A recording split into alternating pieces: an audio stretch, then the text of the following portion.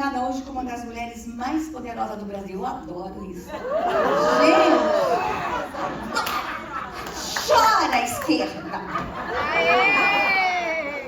Sou provocadora, mas eu vou me conter aqui hoje. Não precisa não. Tem um certo ministro lá no Supremo Tribunal, eu vou me conter aqui hoje. Gente, eu estou protagonista hoje. Daqui 2 semanas eu faço 60 anos, eu sou uma pré-idosa, em 2 semanas eu sou uma idosa. Então, eu estou usando isso, respeite, eu sou uma senhorinha. Gente, é tão bom falar assim, mas eu sou uma senhorinha. Estou no lugar de protagonismo, mas eu tive uma trajetória para chegar aqui. Mas se eu tivesse na minha mocidade ouvido Fernanda e Fabiana com os passos e com as dicas que elas apresentam aqui, a minha vida tinha sido mais fácil. Paguei um preço. Quem sou eu? Nasci em Paranaguá e morei em São Paulo na infância, depois eu fui para o Nordeste, morei em Sergipe, Bahia, Alagoas, voltei para São Paulo e estou em Brasília desde 1998. Sou educadora, sou professora, sou advogada, sou pastora e sou corintiana muito feliz.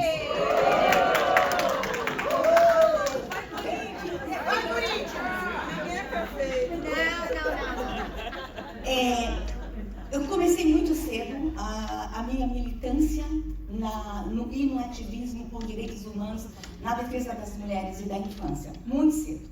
E vocês vão entender como tudo isso aconteceu. Eu vou tentar ser muito rápido para vocês entenderem. Nós não estamos num evento de mulher protagonista só para falar, você, aqui está a dica. Não. Eu vim como testemunho que é possível qualquer uma de nós sermos protagonistas de nossas próprias histórias. É isso que eu vim fazer aqui. Eu sou filha de um pastor muito pobre, pastor da Igreja Quadrangular, um pastor humilde, pobre, e que decidiu, em um certo momento, só pregar o Evangelho. Ele trabalhava com construção, mas decidiu ser missionário.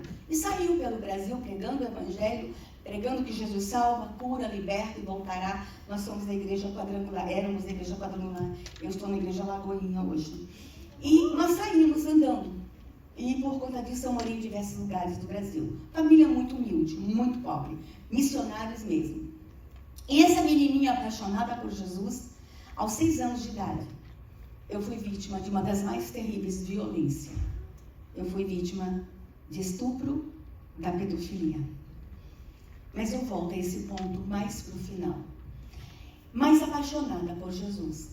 Aos 16 anos de idade, eu recebi um chamado missionário. E o chamado missionário que Deus me provou e deixou muito confirmado em meu coração aos 16 anos, é que eu seria missionária indígena. Que bênção. Amém.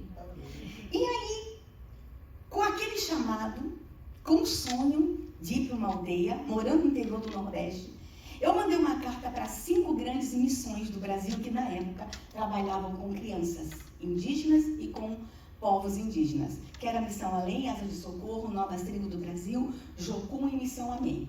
Na minha ingenuidade, eu achava que na hora que você queria ser missionário, todo mundo te ajudava a ser missionário.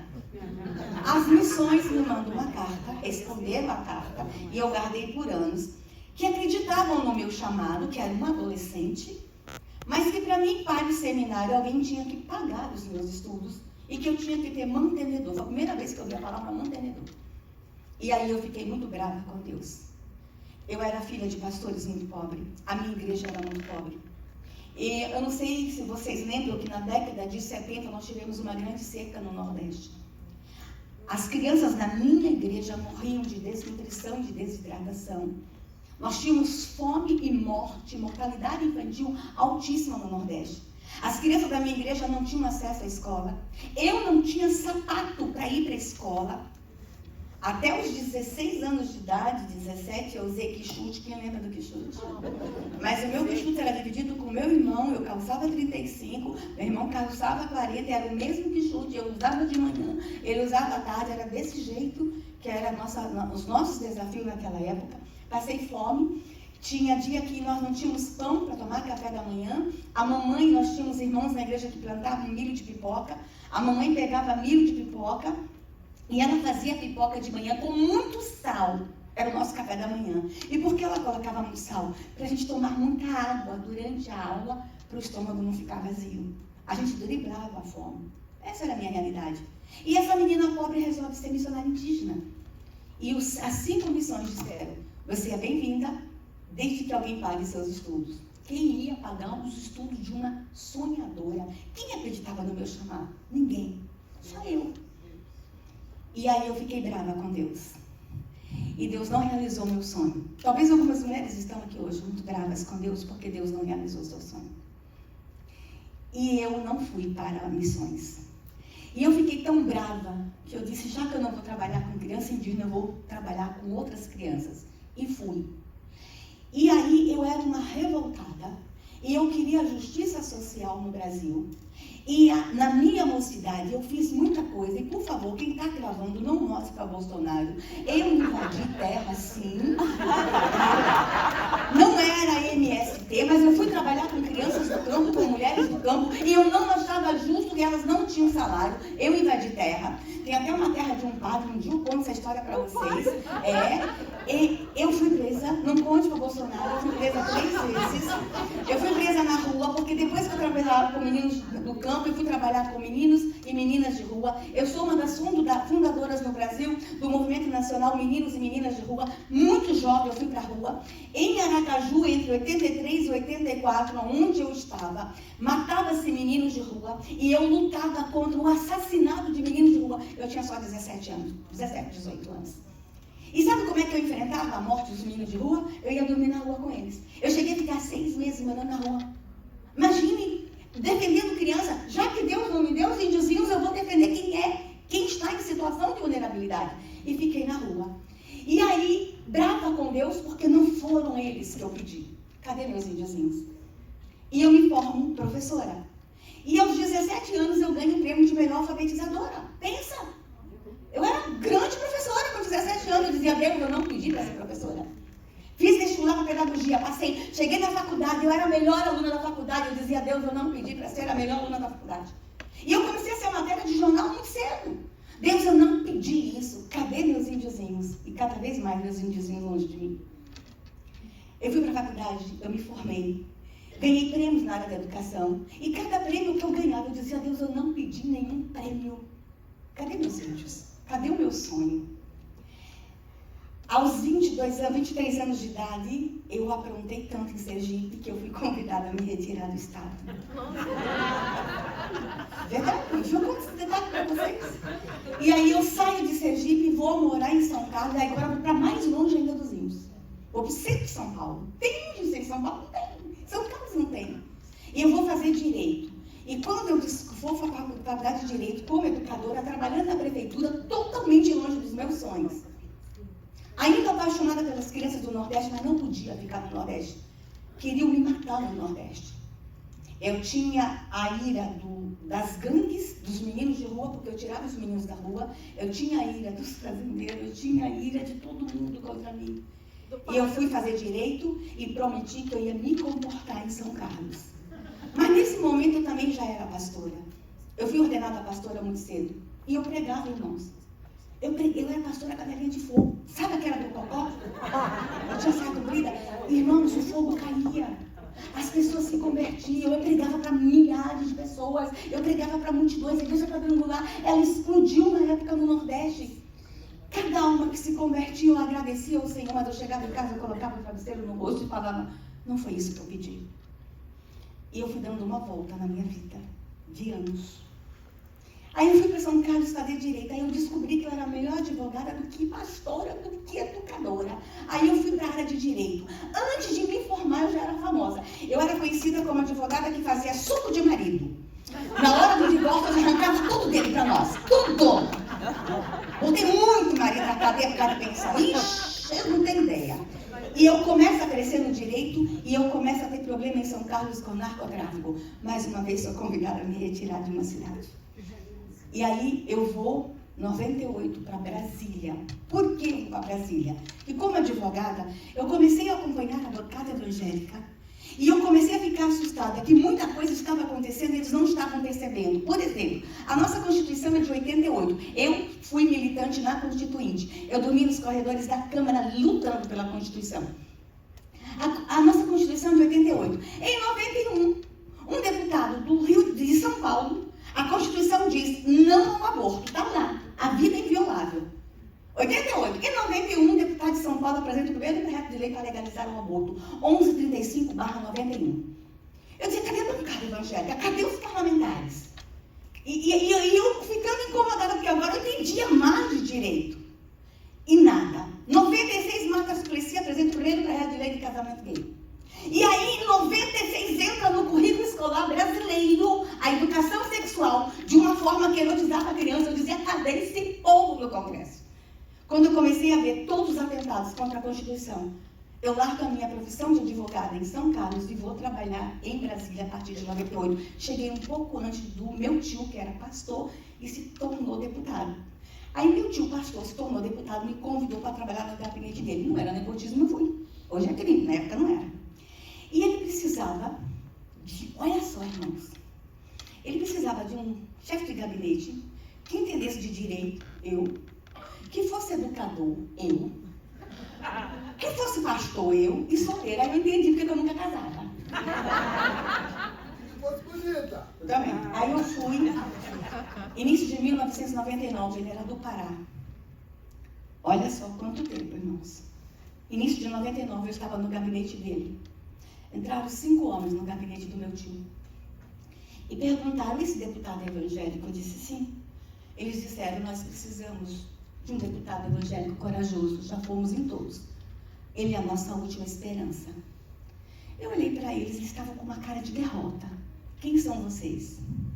Era o presidente da Missão Além, da Missão Amém, da Missão Jocum, da Missão Asa de Socorro, da Missão Mãe das Tribos do Brasil, que 20 anos antes tinham mandado uma carta para mim, que eu só podia ir para a missão se alguém pagasse meus estudos. E qual era o desespero deles? Naquele ano, estava pronto um decreto para Fernando Henrique Cardoso assinar na Casa Civil, que expulsaria todos os missionários de áreas indígenas. E eles precisavam de um deputado e de uma advogada muito corajosa para fazer a defesa deles. Eu não dei volta 20 anos na minha vida.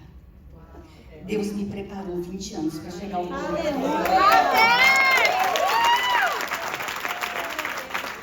Eu me lembro que eles chegaram de manhã e eu disse, não, o deputado topa, sem falar com o deputado.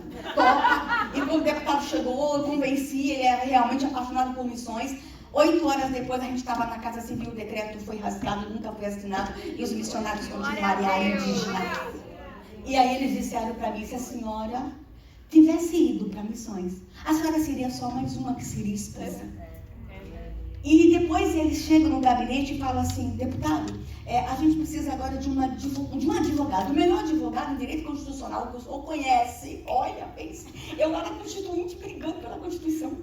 O melhor advogado em direito constitucional, nós temos umas brigas nas cortes superiores. O deputado disse, eu conheço a melhor advogada do Brasil. Eu me tornei a menininha que não podia ir para missões. Se tornou advogada de todas as missões. Aleluia! E um dia, depois que a gente ganhou nos tribunais, eles chegaram no gabinete e me deram o título de missionária honorária indígena. Sem nunca ter entrado num seminário. Detalhe, sem nunca ter entrado numa aldeia. Vocês conseguem entender a forma como Deus realiza sonhos? Se tem alguma mulher aqui que está achando que está dando volta na sua vida, que seu sonho está demorando, eu vim lá do Brasil, ó, Alexandre de Moraes, eu vim de lá para dizer a você que você não está dando uma volta na sua vida. Deus está te treinando, porque o seu tempo vai chegar. Ele está no controle de tudo. Ele ainda é o Deus que realiza sonho. Pronto, falei. Pode me prender agora. Como eu tive que estudar para defender as missões, eu me especializei em direito indígena. E em 1999, não acabou não. Você pensa que Deus faz as coisas pela metade? 99, final de 99 para 2000, surge uma CPI na Câmara dos Deputados, que é uma CPI da FUNAI. Havia muito roubo na FUNAI. E essa CPI foi investigar a FUNAI e a atuação de ONGs estrangeiras lá em áreas de fronteira e precisavam de uma assessora jurídica. Quem que foi para a CPI? Eu. E nessa CPI eu descobri que eu não sabia, que nenhum missionário me contou, que nenhum antropólogo me contou. Eu descobri que no Brasil nós temos 305 povos indígenas diferentes. Vocês têm ideia disso? Eu vou repetir. 305 povos diferentes, um do outro. Vocês sabiam que no meu país fala-se 274 línguas indígenas catalogadas? Vocês sabiam que no meu país, somando as línguas indígenas, mais a língua brasileira de sinais, mais o português, Deus pode ser adorado em 276 línguas na minha nação? Vocês têm ideia da pluralidade cultural, da diversidade cultural do Brasil? A minha nação é linda, a minha nação é incrível. O Brasil é uma nação extraordinária. Aquela nação nasceu no coração de Deus. Eu vou dizer uma coisa que vocês não aprenderam na escola. Sabe aquela história que Cabral se perdeu das caravelas, que se perdeu, que ia para um lugar e parou lá na Bahia? Ele não se perdeu, Deus soprou as caravelas. Deus queria fazer nascer naquele lugar uma nação extraordinária. Deus tem projetos para o meu país. Deus tem promessas para o meu país. E nós não estamos dando voltas. Nós estamos nos preparando para o cumprimento de todas as promessas no Brasil. Eu não desisto da minha nação. Eu não desisto do Brasil.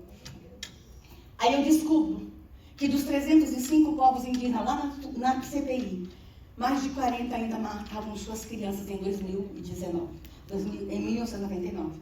Eu descobri que nós temos povos no Brasil que quando as crianças nascem gêmeas, eles acham que as duas são amaldiçoadas. Então eles não sabem quem é do bem, eles acham que a alma se dividiu entre o bem e o mal, não sabem qual é do bem e do mal. Eles enterram os dois bebezinhos depois que nascem. Eu descobri que nós temos povos no Brasil que enterram crianças quando nascem com deficiência física, mental, intelectual. Eu vou perguntar uma coisa para vocês. Vocês já viram alguma imagem, essas que a Globo mostra, de indígena cego? Não. Vocês já viram algum indígena brasileiro com síndrome de Down? Não. Vocês já viram algum indígena em cadeira de roda? Não. Indígena com albinismo, nanismo? Não. Vocês nunca se perguntaram? Vocês nunca tiveram a curiosidade de perguntar? Cadê as crianças com deficiência indígena? Eu descobri que alguns povos enterram elas vivas porque são amaldiçoadas. E eu descobri naquela CPI que quem tem que fazer o ritual é a mãe. Peraí, cadê as feministas? Cadê a esquerda?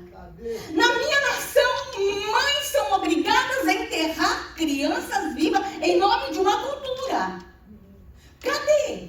Que ninguém defende sororidade. Mexeu com uma, mexeu com todas. Ninguém solta a mão de ninguém. Hipocrisia. As mulheres indígenas estavam abandonadas, destinadas a matar suas crianças do Brasil. E alguém precisava falar por ela. Foi uma menininha lá do interior, lá do Nordeste, que Deus fez se preparar para chegar no Congresso Nacional e dizer: eu vou falar por essas mulheres. Amém. E eu estou falando aqui hoje por elas. Glória a Deus. Você sabe que quando enterra uma criança viva, ela não morre na hora.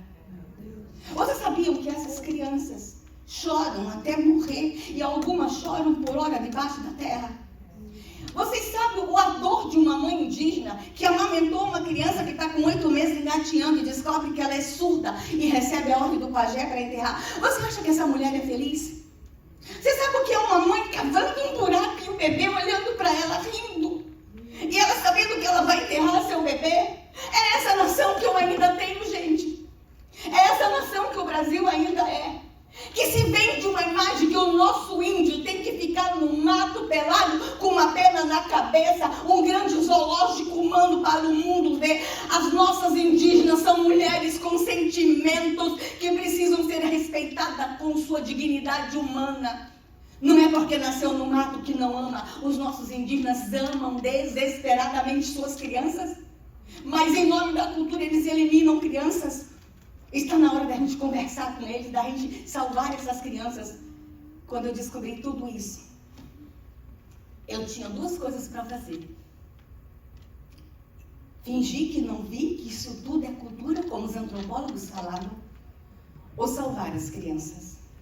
Eu decidi salvar as crianças. Aleluia. Irmão, vocês não têm ideia o que a gente tem feito de lá para cá. Agora imagina a menininha de 16 anos pobre, que não podia ir para uma missão, agora funda uma missão para salvar criança indígena. Tem Deus igual o meu? Não. Eu vou dizer mais. Se tiver alguém aqui me investigando, dizem que eu sequestro crianças indígenas. Irmãos, isso é mentira. Eu nunca sequestrei uma criança indígena, acreditem em mim. Eu nunca sequestrei ainda. Sabe o que começou a acontecer? Os índios começaram a ouvir, os indígenas começaram a ouvir lá na aldeia que tinha uma mulher louca na Câmara dos Deputados, salvando crianças. E eles começaram a chegar. E começaram a chegar. E começaram a chegar. E a gente alugava uma casa, daqui a pouco um apartamento, daqui a pouco uma Asa Norte, tinha um monte de criança indígena de todas as línguas. Começaram a chegar, inclusive Yanomamis. Começaram a chegar.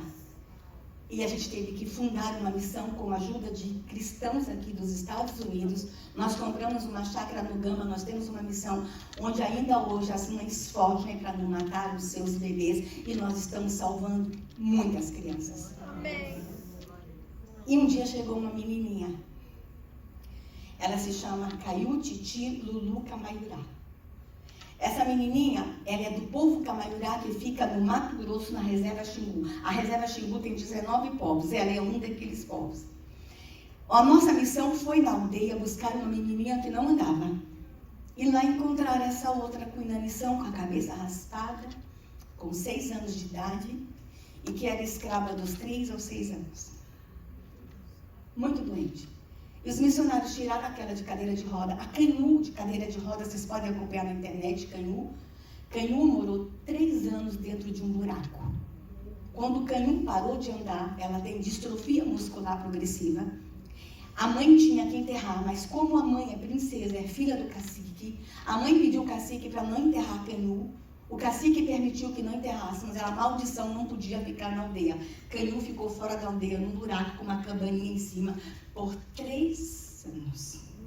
Nós fomos buscar Canhu. Eu não entrei na aldeia, foi a instituição.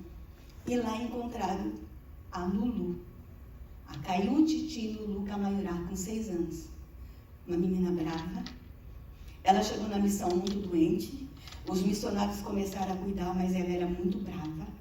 E os missionários queriam devolvê-la para a aldeia. E eu sabia que se devolvesse, ela morreria.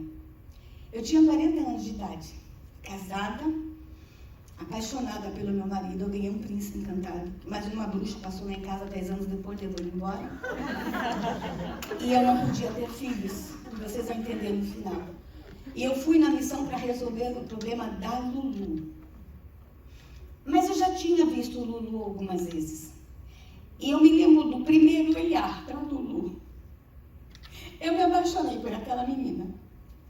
E eu fui na missão para conversar com os missionários, só conversar.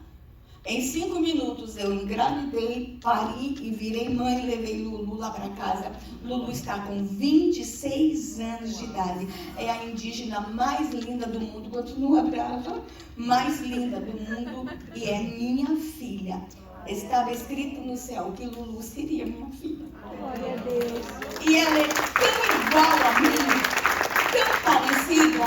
E ela odeia tanto PT. Ela é tão parecida comigo que se tivesse sido gerada, não seria tão igual. É linda. Está lá me ajudando lá no mandato. Lá como estagiária. Se preparando para voltar para cuidar do povo dela. Olha o que Deus fez com a menininha de 16 anos. Se transformou missionária honorária indígena, sem ir para um seminário. Fundadora de uma missão e mãe da Kaiutiti Camaiurá. Deus não faz nada pela metade. E há 3 anos atrás o cacique Cotoque me pediu em casamento. Ele queria que eu fosse a 5ª esposa dele, deixar de ser ministra para casar com ele, para plantar mandioca para ele. Eu decidi continuar ministra. E a gente continua no Brasil, trabalhando, protegendo os povos indígenas. E por que Bolsonaro me chamou para ser ministra? Lá nos bastidores, Bolsonaro conhecia essa assessora apaixonada por crianças.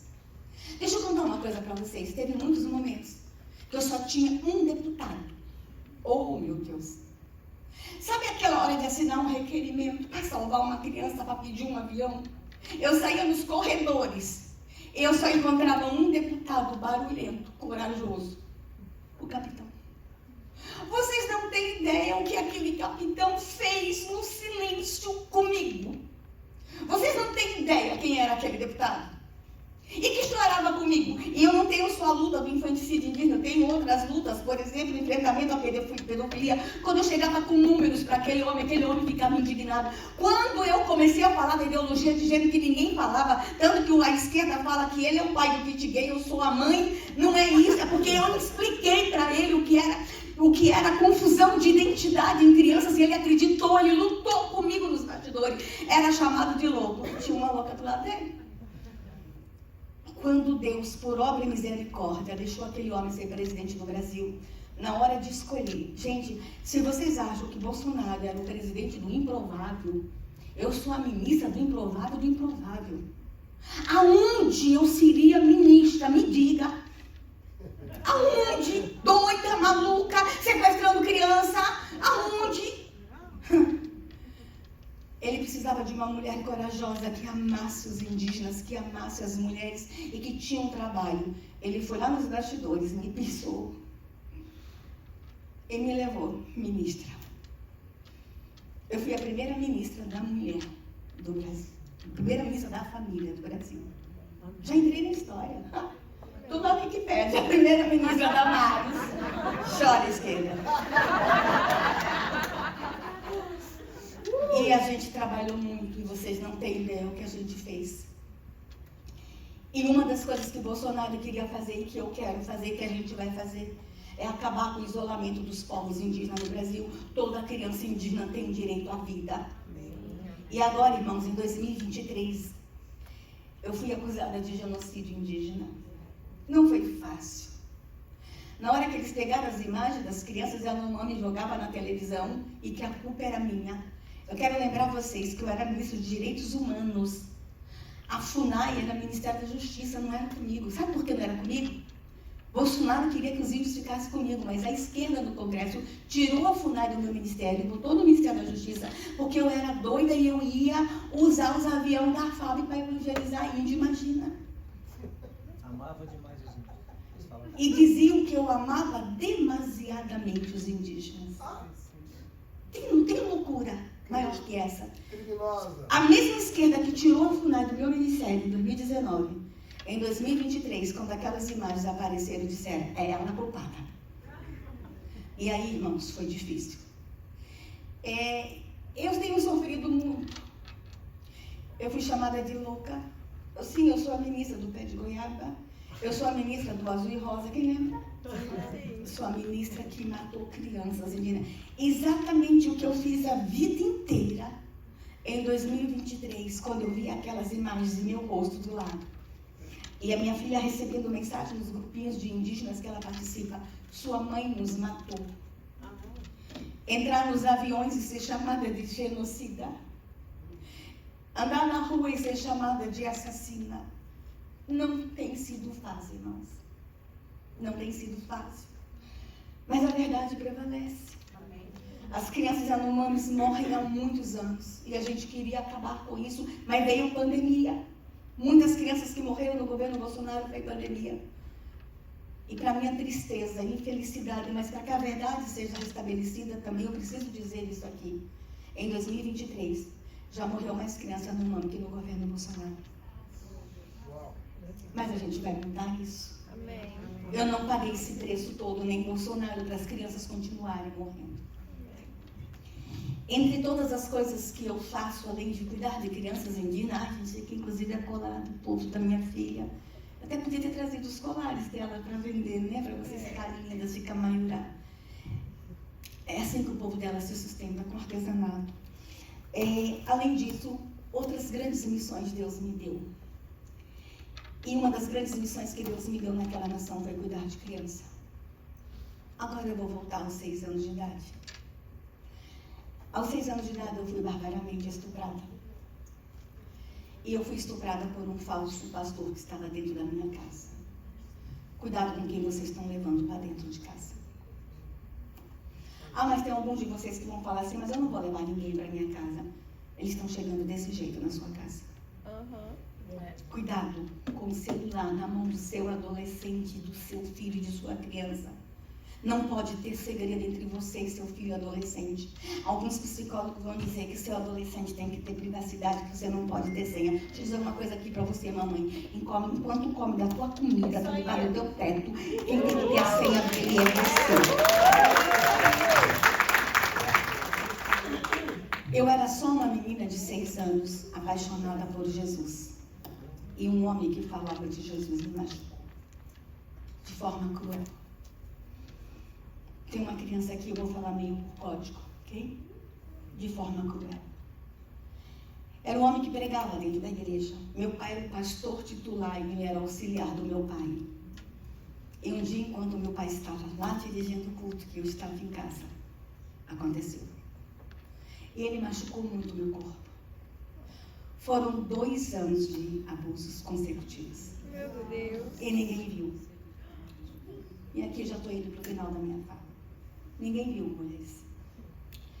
A primeira vez que ele me machucou, ele me colocou no colo e disse para mim que eu o seduzi, que eu era suja, imunda e pecadora e que eu tinha provocado ele. Ele não tinha o direito de ter falado aquilo para mim. Ele não tinha o direito de ter me machucado, tocado no meu corpo. Mas ele também não tinha o direito de ter machucado a minha alma. Quando ele disse que eu era pecadora, suja e imunda, eu achava que eu não ia mais para o céu. Naquele ato, ele tirou de mim o sonho mais lindo de uma menina cristã, que é um dia morar com Jesus. É isso que eles fazem. Os pedófilos naquela nação sepultam sonhos, sepultam destinos. Vocês não têm ideia que 1 a cada 3 meninas no Brasil é abusada sexualmente até os 18 anos de idade. Nós somos milhões de meninas e meninos sobreviventes da pedofilia no Brasil. A pedofilia no Brasil, ela está de uma forma tão grande que diz inclusive que é cultural. Lembram a história do boto? Do boto que engravida a menina, que está na lenda que a gente aprende na escola quando a gente é criança. Não é boto, é o pai que engravida a menina e coloca a culpa no peixe. Está nas lendas do Brasil, está nas músicas, está na cultura. Agora está lá o pessoal do funk cantando que quer as novinhas, quer pegar as novinhas. Vocês não têm ideia o que é a pedofilia no Brasil. A pedofilia, ela não encerra no ato, ela começa no ato. Vocês acham, eu tenho 60 anos, que eu esqueci o que aconteceu comigo, 6 anos? Não existe oração de esquecimento, mulheres. Não existe remédio, não existe terapia que nos faça esquecer. Não existe cargo, não existe poder, não existe dinheiro. Eu tenho que lidar com a lembrança todos os dias. O que aconteceu comigo é que o meu Senhor Jesus me ensinou a lidar com a minha dor, mas não há esquecimento. Muitas não sobrevivem. Vocês sabiam que eu já estive como vítima da pedofilia e eu já algumas vezes pensei isso. É melhor sobreviver ou amanhã morrer fato? Não é fácil carregar esse fato. Não é fácil. Eu só tinha 6 anos. Eu sentava no primeiro banco da igreja, eu era tão feliz. Mas agora ele disse para mim que eu era suja, imunda, pecadora. Eu deixei de ser feliz. E eu parei de cantar, mulheres. E ninguém na minha igreja viu que eu parei de cantar. Eu passei a sentar no segundo banco e ninguém viu que eu estava indo do primeiro para o segundo banco. Meu pai no púlpito pregando e não via que a filhinha estava tão triste sentada no primeiro banco. A minha mãe, sabe por quê? Meu pai estava muito ocupado com as coisas do céu. A minha mãe muito preocupada com um grupo de mulheres, com louvor, com organização de igreja. Todo mundo ocupado quando eu tinha 6 anos de idade. Ninguém viu. Daqui a pouco eu estava no meio da igreja, daqui a pouco eu estava lá e ninguém viu. Os pastores pregavam no púlpito da minha igreja, dizendo que Davi venceu o gigante. Aquela mensagem não fazia nenhum sentido para mim, porque eu tinha um gigante todo dia no meu quarto e eu não vencia o meu gigante. Eu quero que vocês entendam o que foi a minha infância. E eu achava que Jesus não me amava mais e que eu não ia mais para o céu. Mas eu mandava sinais. Como eu me sentia suja, eu lavava a mão toda hora. Ninguém via aquilo, ninguém via os sinais que eu mandava. Eu chorava e ninguém via que eu estava chorando. Quando os diáconos iam servir a Santa Ceia, eu olhava nos olhos do diácono, os diáconos não liam o meu olhar. Os jovens da igreja cantando não percebiam que eu estava diferente. Ninguém leu os sinais que eu mandei quando eu tinha 6 anos de idade. Estava todo mundo ocupado quando eu tinha 6 anos. Aos 8 anos, esse homem sumiu da minha vida. E eu descobri por que ele sumiu. Aos 24 anos de idade, eu morava em Aracaju, meus pais já moravam em São Carlos, 22, 24 anos. Eu cheguei na casa do meu pai, tinha um jornal, guardado há uns 10 dias, um jornal antigo. E a manchete do jornal era: falso padre. Ele deixou de ser pastor e virou padre. Falso padre, preso por abuso de criança.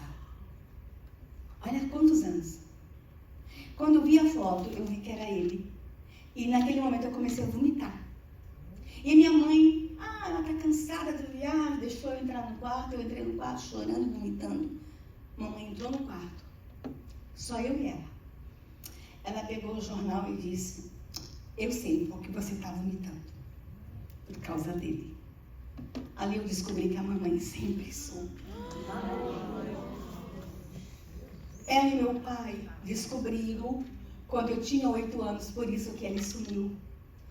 E quando eles descobriram, eles foram falar com o presidente da igreja, tiraram o pastor, mudaram de campo. E disseram para meus pais: não fale com ela, porque é pecado falar de sexo com criança. Orem por sua filha. E eles oraram. Eles me amavam muito. Eu e meu pai tínhamos uma conexão muito grande. Meu pai era o meu ídolo. Eu e a mamãe. A gente se amava muito. E hoje eu fico pensando quantas horas de madrugada a mamãe ficou de joelho orando por mim. Vocês conseguem imaginar quanto jejum a mamãe fez por mim? Quantos propósitos? Quantas coisas ela pediu a Deus? Quanto eles se sentiram culpados por não ter me protegido? Eles oraram 19 anos por mim. Eu louvo a Deus por todos os jejuns e oração dos meus pais. Eu sou uma mulher curada. Mas eu vou falar uma coisa aqui para vocês e que não soe como heresia os pastores que estão aqui. Eu trocaria 19 anos de oração por um abraço aos 8 anos de idade, quando eles descobriram. Eles teriam interrompido um ciclo de dor e sofrimento se eles tivessem me abraçado e dito: você não é culpada e você ainda vai para o céu. Deixa eu dizer uma coisa, eu tenho visto a igreja no mundo seguindo o mesmo caminho dos meus pais, orando. Eu vejo crente dizer assim: Deus, manda seus anjos lá na praia onde tem uma criança sendo abusada. Não é anjo, somos nós. Deus, faz um milagre agora. O milagre é você. A igreja continua orando fervorosamente. É abraço, igreja. É ir. Deus me tirou dos bastidores e disse: agora está na hora de você ir de outro jeito, você vai ser ministra. E eu fui. E vocês não têm ideia de quantos pedófilos eu e Bolsonaro colocamos na cadeia. Amém! Mas teve um momento que a gente esbarrou na legislação, eu não podia avançar a legislação. Aí Deus disse: agora eu vou te colocar no Senado, mude a lei. Eu estou mudando todas as leis no Brasil. E quem estiver me gravando, gosta que bem no meu rosto agora, grava. E eu vou mandar um recado: eu vou pegar todos os pedófilos. Nós vamos colocar todos eles na cadeia. Continue orando, porque eu vou pegar. Vocês acham que eu não sinto falta da igreja? Como eu gostaria de estar domingo à noite na igreja linda, perfumada, orando, me derretendo na presença de Deus. Mas esse não é mais meu fronte. Esse não é mais meu ministério. Eu tenho inveja de vocês. Vocês estão sentados nos bancos. Tem crente que o maior problema é porque o pastor não deixou ele cantar esse mês na igreja. Tem mulher que o maior problema da igreja é escolher um uniforme que o grupo de louvor vai cantar domingo. Vocês não sabem o que é problema. Às vezes as pessoas se encontram comigo e falam assim, senadora, como é que a senhora aguenta? Toda a esquerda contra a senhora, toda a imprensa, a televisão, os tribunais, como é que a senhora aguenta? Como é que a senhora aguenta dentro daquele congresso lidar com leões todo dia? Quem me dera está brigando com leões. Eu lido com charcais, com vermes, com aves de rapina. Eu brigo com eles todos os dias. Quem lida muito com esgoto, com lixo, com urubu, com aves de rapina, tem hora que tem cheiro deles. Tem hora que eu chego nas igrejas e o cheiro não é bom. As minhas palavras não são mais doces. Eu incomodo. O meu cheiro e as minhas palavras incomodam a igreja brasileira e tem incomodado muita igreja no mundo. Mas a igreja me mandou para um outro campo missionário. Não está fácil. Não está fácil abrir meu celular e ver uma imagem de uma criança de 7 dias estuprada. Nos últimos anos estourou no Brasil o estupro de recém-nascidos. Um vídeo de estupro de recém-nascido no Brasil custa R$50 mil. E aonde está o recém-nascido? Ele não está na creche, ele não está na escola, ele está onde? Está em casa, no colo do pai e da mãe. Como é que a gente vai fiscalizar? E nós descobrimos no Brasil que tem pais que estupram recém-nascido, não é porque são pedófilos, é pelo dinheiro. Eles recebem uma proposta assim, ó, sexo oral, R$10 mil. Ah, a criança não vai lembrar, não vai sentir dor.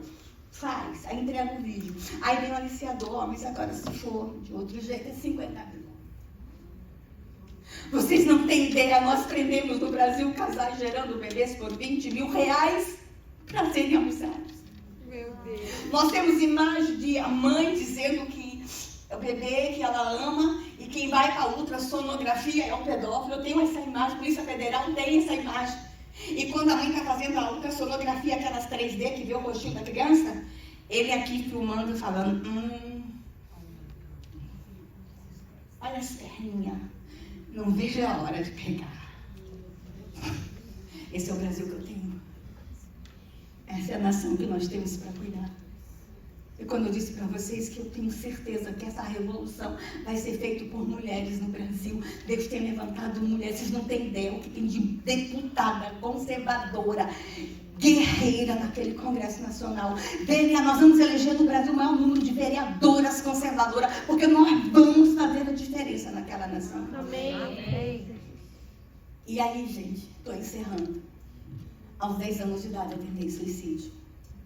Mas eu não sou a única criança no Brasil que tentou suicídio. Nós temos relatório agora do DataSUS de crianças de 8 anos no Brasil se suicidando. O suicídio no Brasil explodiu, irmãos, nos últimos anos. Explodiu. Deixa eu dizer uma coisa para vocês. Nossas crianças e adolescentes no Brasil estão se automutilando, estão se cortando. E agora não estão mais cortando o braço, os pais não vêem a cicatriz. Nós temos relatório de psiquiatras, neurologistas, que elas estão amarrando objetos em mim, cordão, engolindo, e puxam para rasgar o estômago por dentro. E quando a gente pergunta aos meninos no Brasil por que vocês estão se cortando, por que estão se matando, eles falam dor na alma. Eu sei o que é criança com dor na alma. Não é frescura. Nós estamos com uma geração no Brasil com confusão de identidade. Nós fomos em escolas de 5º ano, mais de 90% das meninas do 5º ano se autodeclaram bissexual no Brasil. Confundimos uma geração inteira. As crianças estão jogadas na internet, ausência paterna e a pedofilia crescendo. Semana passada aprendemos o maior pedófilo do Brasil, o menino que mais estuprou no Brasil. Sabe que idade ele tinha? 16 anos, estupro virtual. 16 anos, o líder da pedofilia tem 16 anos no Brasil. Ganhamos o título agora do país que mais produz imagens com criança. Nós estamos alimentando pedófilos no mundo inteiro com o corpinho de nossas crianças. Nós temos um relatório que fala que o Brasil é o pior país da América do Sul para se nascer menina. Nós temos aldeia que enterram quando a família tem a terceira menina, já tem que enterrar, não pode ter mais que 3 meninas. Meu Deus. Nós temos uma nação que enterra a menina tão somente porque nasceu menina. Eu tenho um relatório que fala que nós somos o pior país da América do Sul para se nascer menina. Mas eu venho aqui nesse evento de mulher protagonista para dizer que eu vou voltar aqui com a minha amiga Michelle do lado. Amém. E nós vamos mostrar para vocês. O Brasil vai ser o melhor país do mundo para se nascer menina. Eu encerro dizendo. Mas você fez alguma coisa como ministra? Fez. Pega o relatório. Em 3 anos e meio, no governo Bolsonaro, o número de crianças que morreram por morte violenta caiu 43%. Quando eu levei esse relatório para a ONU, eu fui aplaudida em pé. Em 23, saiu um relatório essa semana. O abuso sexual cresceu em 23, 77%. Aos 10 anos, aqui eu encerro, 2 minutos, para tomar uma plaquinha. Aos 10 anos, eu tentei suicídio. Atrás da casa do meu pai, tinha um pé de goiaba. Agora entendi, senadora. Quando eles riem do pé de goiaba, eles estão rindo de uma menininha abusada. Como eu não podia chorar na frente do meu pai, porque o pedófilo dizia, se você contar para o seu pai, eu vou matar teu pai. Ou teu pai vai me matar e vai para a cadeia. Eu era responsável por tudo. Eu era responsável pelo abuso, pela morte do pai. Gente, era muito peso nas costas de uma menina. Aos 10 anos eu não quis mais viver. Eu peguei uma substância e fui para aquele pé de goiaba. Eu subi para a morte. E na hora que eu estava abrindo o saquinho, de uma forma milagrosa, se vocês não acreditam no extraordinário problema de vocês, de uma forma sobrenatural. E hoje eu entendo por que ele fez isso, porque ele tinha um propósito na minha vida. Na hora que eu estava abrindo o saquinho, eu olhei para debaixo do pé de goiaba. Eu vi Jesus. Ele era lindo. Ele olhou para mim. Tem noites que eu sonho com aquele olhar. E como eu anelo o céu. Como eu desejo ir para o céu para ver aquele olhar de novo. E ali eu descobri que ele sempre me amou. E ele chegou perto de mim, daquele pé de goiaba.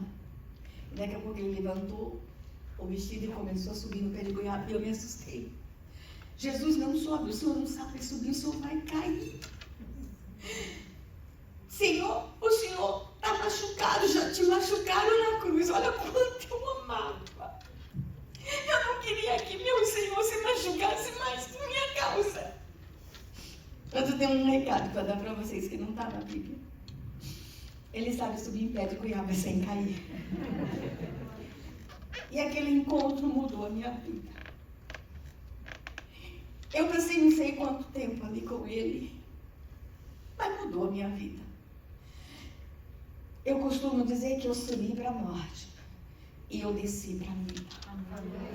Quando eu desci daquele pé de goiaba, eu prometi a ele que por onde eu passo, nenhuma criança mais será machucada.